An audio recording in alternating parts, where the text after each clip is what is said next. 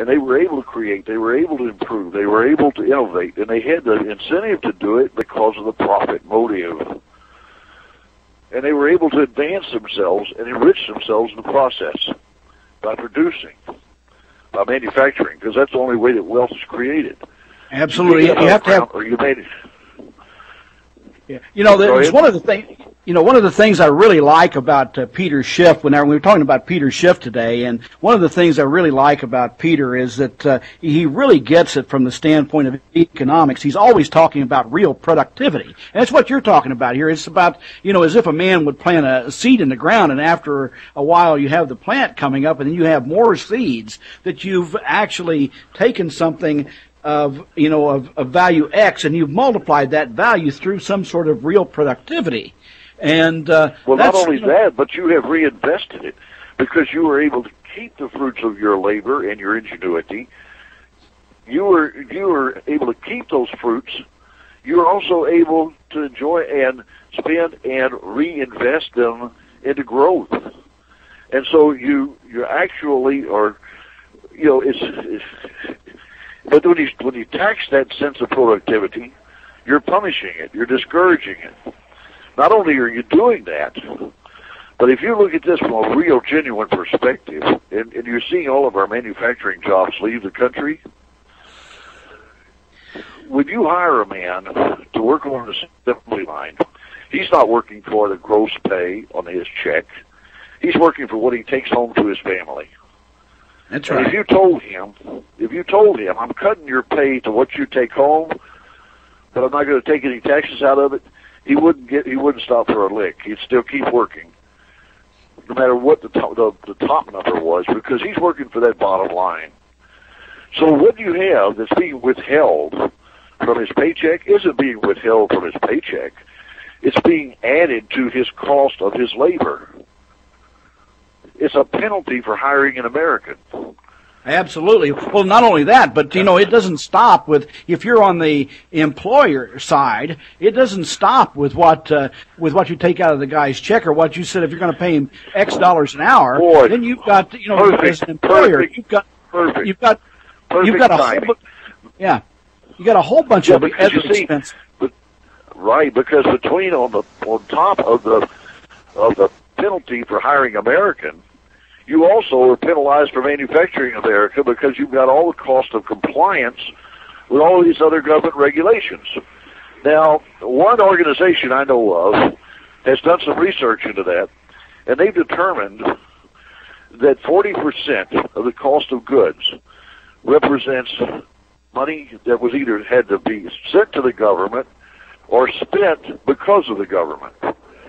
Now that means that's a 60% penalty on manufacturing in America. Now suppose you put a 60% penalty on buying from China. You buy from China, you got to pay a 60% penalty for doing that. Do you think that America could compete? You bet they could. Well, limiting or lifting that 60% made in America penalty is going to also make America competitive in the manufacturing sector again. We have got to return manufacturing to America because that's the only way that wealth is generated. Yeah. And if we're going to remain wealthy, what we're doing now is living on our savings, folks, because we're not making any more money. We're just printing it. And then that just makes the money that you have worthless. That's right. We are not increasing our real productivity or the amount of real stuff that we're making here. We're just adding more money and just right. Adding more zeros to the same amount of stuff. And there's why a real, is it if there's a genuine more concern. money today? If Americans are making more money today than they ever made before, and they are, then why are so many of them having their homes foreclosed on? Why can't they make ends meet? Why, even with mama working, are they not able to provide for themselves? That's what I was going to say.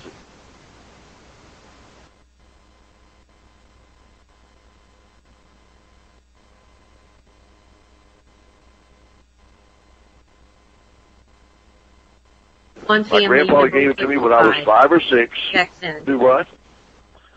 I'm sorry? Oh, I just said 2 family members working now cannot make what 1 family member was working and making back then.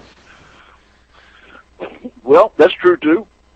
You know, my first job was $6 a day, can to can, about 14-hour day, for $6 a day. But my first hourly job was selling men's clothes for Sears. I was paid $1.60 an hour. That's minimum wage. Now, it doesn't sound like much, but for you to have the same buying power that a snot-nosed kid had in 1967, selling underwear and socks at minimum wage, for you to have the same buying power that I had back there, you have to be making $32 an hour today. If you're not making $32 an hour, you're not making as much as I made as a teenager working in Sears at minimum wage.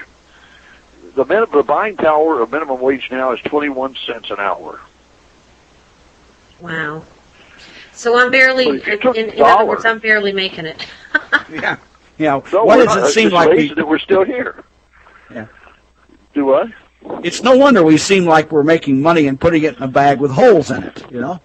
Yeah. Well, it's not just that, but you're making money that isn't even real. It won't buy anything anymore. And you're going to get, if you don't stop this, it's going to get just like it is in Zimbabwe, where inflation is going to be, you have to have a $500 billion note to go get a hamburger. There are signs on the restrooms in Zimbabwe saying, no Zim dollars, toilet paper only, because it's cheaper to use Zim dollars than it is to buy toilet paper. Yeah. And, now that's what we're headed for.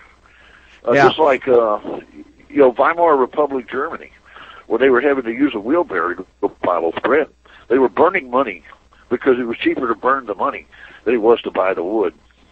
Yeah. You know, in the state of Illinois, where I live, our debt here is $150 billion.